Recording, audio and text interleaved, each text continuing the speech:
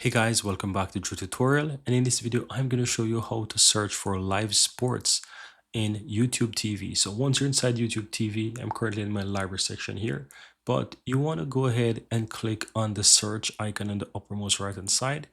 Then here you want to click on sports. So you click on sports, you will see some live sports that is currently going on right now, and you can go ahead and basically choose some of these options to see what's really going on. You can scroll down as well, you can see some upcoming games that are currently going on, so you can check those as well. If you scroll down, you have some pickers for you. You can scroll down, you have quite a lot of things going on, NBA stuff. You can check, for example, things about your team and so forth. So there's quite a lot going on here, guys, that you can easily find. Premier League stuff, a lot, I'm telling you. So but if you're looking for how to find live sports, this is where you come, this is where you check them out, and where you can find what's going on with live sports. And that's it, guys, for easy and very simple.